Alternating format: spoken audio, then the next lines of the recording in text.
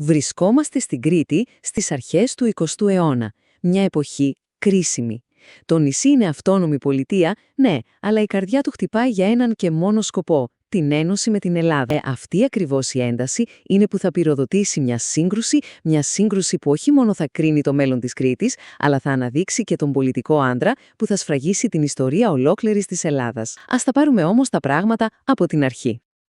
Γεννηθήτο φως. Κοιτάξτε, αυτή η φράση δεν είναι απλώς ο τίτλος μιας σειράς άρθρων του Ελευθέριου Βενιζέλου. Είναι μια πολεμική κραυγή. Είναι ο σπινθήρας που έριξε φως στις αυταρχικές πρακτικές της εξουσίας και άναψε τη φωτιά μιας ολόκληρης εξέγερσης. Μετέτρεψε δηλαδή μια πολιτική διαφωνία σε ένα τεράστιο λαϊκό κίνημα. Πώς όμως φτάσαμε ως εδώ? Η κρίση, ξέρετε, δεν ήρθε από το πουθενά. Ήταν το αποκορύφωμα μιας βαθιάς πολιτικής σύγκρουσης που σιγόβρεζε για χρόνια. Και η σταγόνα που ξεχύλισε το ποτήρι έρχεται στις 18 Μαρτίου του 1901. Ο ύπατος αρμοστής της Κρήτης, ο πρίγκιπας Γεωργίος, απολύει τον Υπουργό Δικαιοσύνης του, τον Ελευθέριο Βενιζέλο. Αυτό όμως δεν ήταν μια απλή κυβερνητική αλλαγή. Όχι, ήταν μια ανοιχτή πρόκληση που ανάγκασε τον Βενιζέλο να βγει από τα σαλόνια της εξουσίας και να μεταφέρει τον αγώνα του κατευθείαν στον λαό. Εδώ είναι που τα πράγματα γίνονται πραγματικά ενδιαφέροντα. Γιατί αυτό που έχουμε είναι η σύγκρουση δύο εντελώς διαφορετικών κόσμων. Από τη μία, ο πρίγκιπας Γεώργιος, αυταρχικός, αδιάλακτος, με διώξεις και απαγόρευση του τύπου.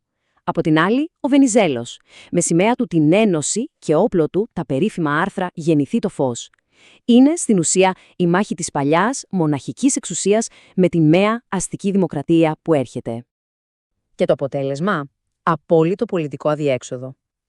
Κάθε προσπάθεια για συνεννόηση πέφτει στο κενό. Καμία πλευρά δεν κάνει ούτε βήμα πίσω και η πολιτική ζωή του νησιού απλά παραλύει. Τα πράγματα οδηγούνται στα άκρα. Μέσα σε αυτό το εκρηκτικό κλίμα, όλοι όσοι είναι δυσαρεστημένοι με την πολιτική του πρίγκιπα αρχίζουν να συσπυρώνονται. Και στο κέντρο αυτής της συσπυρώσης βρίσκεται φυσικά ο Βενιζέλος. Ο πυρήνας αυτής της αντίστασης είναι μια πανίσχυρη τριανδρία. Ο Ελευθέριος Βενιζέλος μαζί με τους στενούς του συνεργάτες Κωνσταντίνο Φούμη και Κωνσταντίνο Μάνο. Αυτοί οι τρεις φτιάχνουν την Ηνωμένη Αντιπολίτευση και είναι αποφασισμένοι να φτάσουν μέχρι τέλους. Και η κλιμάκωση είναι ραγδαία αλλά και πολύ μεθοδική. Κοιτάξτε τα βήματα. Πρώτα, η δημιουργία της Ηνωμένης Αντιπολίτευσης. Μετά, η αποχή από τις εκλογές ως ξεκάθαρη πράξη διαμαρτυρίας και τέλος, η υπογραφή της επαναστατικής προκήρυξης. Κάθε βήμα είναι προσεκτικά σχεδιασμένο για να δείξει ότι εξάντλησαν κάθε πολιτικό μέσο πριν φτάσουν στα όπλα. Όλα είναι έτοιμα.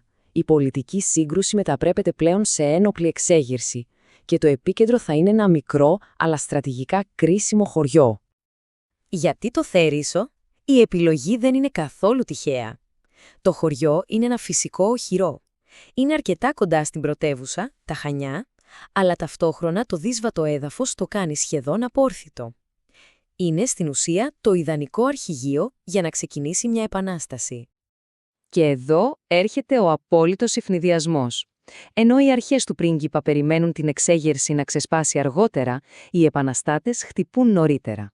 Στις 10 Μαρτίου του 1905, ένοπλες ομάδες έχουν ήδη μαζευτεί κρυφά στο Θέρισο και κηρύσσουν την επανάσταση. Τα αιτήματά τους είναι ξεκάθαρα και τυχοκολούνται παντού στα Χανιά. Τι ζητάνε? Κατάργηση της αρμοστίας και ανυπακοή της χωροφυλακής. Αλλά το κρίσιμο σημείο εδώ, και αυτό είναι πραγματικά πολιτική ιδιοφυΐα, είναι ότι συνδέουν την αντίθεσή τους στον πρίγκιπα με τον υπέρτατο εθνικό στόχο, την ένωση. Το επαναστατικό μήνυμα διαδίδεται ακόμα και παλιοί πολιτικοί αντίπαλοι του Βενιζέλου τρέχουν να ενωθούν μαζί του. Αυτή ακριβώς είναι η στιγμή που ο Βενιζέλος μεταμορφώνεται. Από ένας ταλαντούχος τοπικός πολιτικός γίνεται μια φυσιογνωμία πανελληνίας εμβέλειας. Ο άνθρωπος που μπορεί να ενώσει τους πάντες κάτω από έναν κοινό σκοπό. Αυτή η ταχύτατη εξάπλωση της επανάστασης έχει ένα άμεσο, δραματικό αποτέλεσμα. Το νησί κυριολεκτικά κόβεται στα δύο. Δημιουργούνται δύο αντίπαλα κέντρα εξουσίας. Η αντίδραση του πρίγκιπα Γεωργίου είναι, όπως ήταν αναμενόμενο, άμεση και πολύ σκληρή. Εκδίδει μια αυστηρή προειδοποίηση, δίνει στους επαναστάτες προθεσμία μόλις 36 ωρών για να παραδώσουν τα όπλα και να διαλυθούν. Η προθεσμία περνά φυσικά, χωρίς κανένα αποτέλεσμα. Και τότε, ο πρίγκιπας, με την έγκριση των μεγάλων δυνάμεων, κάνει το επόμενο βήμα. Κηρύσσει στρατιωτικό νόμο σε ολόκληρη την Κρήτη. Η κατάσταση κλιμακώνεται πλέον επικίνδυνα. Και αυτός ο πίνακας τα λέει όλα. Η Κρήτη έχει πλέον 2 κυβερνήσεις. Η επίσημη στα Χανιά με τον πρίγκιπα και η επαναστατική στο Θέρισο με τον Βενιζέλο. Η διάσπαση είναι πλήρης. Και αυτό, ξέρετε, δημιουργεί ένα πολύ επικίνδυνο προηγούμενο εθνικού διχασμού.